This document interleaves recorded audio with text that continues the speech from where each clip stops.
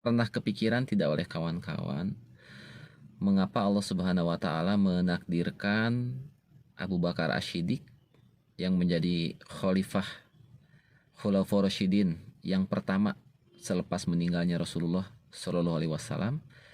Mengapa Abu Bakar menjadi khalifah yang pertama dan mengapa pula Umar bin Khattab menjadi khalifah yang kedua?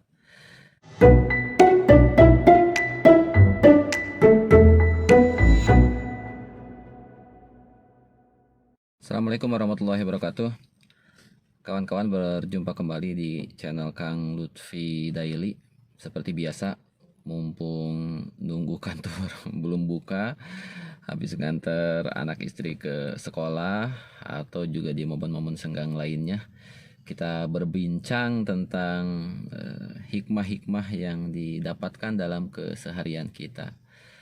Kali ini kawan-kawan, saya tergelitik untuk membicarakan pernah kepikiran tidak oleh kawan-kawan, mengapa Allah Subhanahu wa taala menakdirkan Abu Bakar Asy-Siddiq yang menjadi Khulafaur Rasyidin yang pertama selepas meninggalnya Rasulullah Shallallahu alaihi wasallam? Mengapa Abu Bakar menjadi khalifah yang pertama dan mengapa pula Umar bin Khattab menjadi khalifah yang kedua? Dan kita tahu kawan-kawan sekalian bahwa kalau kita amati, setidaknya prestasi Abu Bakar Asy-Siddiq yang harus kita akui adalah beliau berhasil mempertahankan Islam dari bahaya kehancurannya, dari rongrongan nabi palsu, dari rongrongan orang yang mulai tidak mau membayar zakat dan sebagainya. Itu adalah merupakan prestasi terbesar Abu Bakar Asy-Siddiq radhiyallahu anhu, sebagaimana yang pernah diungkapkan oleh Ibnu Mas'ud. Beliau menyampaikan bahwa sesungguhnya Islam pernah mengalami masa-masa yang mengkhawatirkan, masa-masa yang hampir membawa Islam kepada kehancuran kalaulah Allah Subhanahu wa taala tidak mengkaruniakan kami Khalifah Abu Bakar. Itu kata Ibnu Mas'ud. Dan menariknya kawan-kawan sekalian bahwa yang kedua, Khalifah Umar bin Khattab, maka beliau justru merupakan suksesor pelanjut dari Abu Bakar Asy-Siddiq, dan prestasi paling mentereng dari Umar bin Khattab adalah beliaulah yang membawa Islam pada perkembangan yang sangat pesat, meluas, bahkan melampaui Jazirah Arab. Kalau kita pikirkan, pernah nggak kawan-kawan kepikiran, sepertinya ada rahasia mengapa Allah Subhanahu wa taala menakdirkan Abu Bakar Asy-Siddiq menjadi khalifah yang pertama dengan prestasinya yang tadi, dan Umar bin Khattab menjadi khalifah yang kedua. Dan hikmahnya adalah subhanallah, ketika kami ditugaskan oleh guru kami membaca kembali Sirah Nabawiyah, dan kami menemukan, ini rahasianya mengapa Abu Bakar menjadi khalifah yang pertama dan cocok dengan tugasnya itu sehingga membawa Islam selamat dari kehancuran, dan mengapa Umar bin Khattab menjadi khalifah yang kedua dan membawa Islam berkembang pesat di bawah kepemimpinannya. Allahu alam bisawab, tapi pasti kita yakini ini adalah murni merupakan skenario Allah Subhanahu wa taala sedemikian rupa. Tetapi yang perlu kita gali adalah tipikal kepribadian seperti apakah yang dimiliki Abu Bakar Asy-Siddiq sehingga beliau fit, cocok, sukses menjadi khalifah yang pertama dan menyelamatkan Islam dari kehancuran.